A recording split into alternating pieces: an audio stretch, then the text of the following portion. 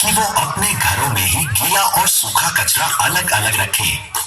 वो क्या दीदी, अलग अलग करके क्यों डाले? कचरा तो कचरा होता है। देखो, अगर पन्नियां, कीले, बैटरी अगर खाने की चीजों के साथ फेंकेंगे तो कहीं ना कहीं इसे कोई जानवर खा लेगा, जिससे उनकी मौत भी हो सकती है। और मरे हुए जानवर से मक्खियां और कई बीमारियां भी जन्म लेती हैं। हाँ हाँ, आप सही कह रही हो दीदी। पर ये गीला और सूखा कचरा है क्या, और इसे कैसे सही जगह पहुँचाए? इसके लिए आप घर में 2 कचरे के डब्बे रखिए। एक डब्बे में गीला कचरा और दूसरे में सूखा कचरा।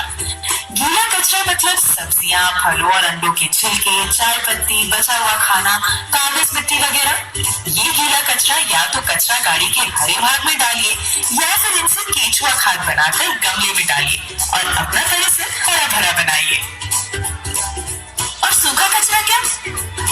और सूखा कचरा जैसे बैटरी सेल, कांच, बोतल, थर्माकोल, लोहा तार, कीले, बिजली के खराब उपकरण, पन्नियां, प्लास्टिक के डब्बे और न्यूज़पेपर आदि को कचरा गाड़ी के नीले भाग में डालें, जिससे इनका रिसाइकल होकर उपयोगी वस्तुएं बनाई जा सके।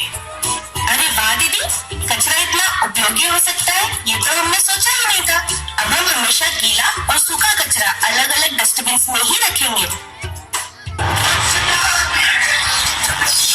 स्वच्छ सर्वेक्षण 2018 विश्व का सबसे बड़ा अर्बन स्वच्छ सर्वेक्षण हर शहर में जगी है स्वच्छता की ज्योत।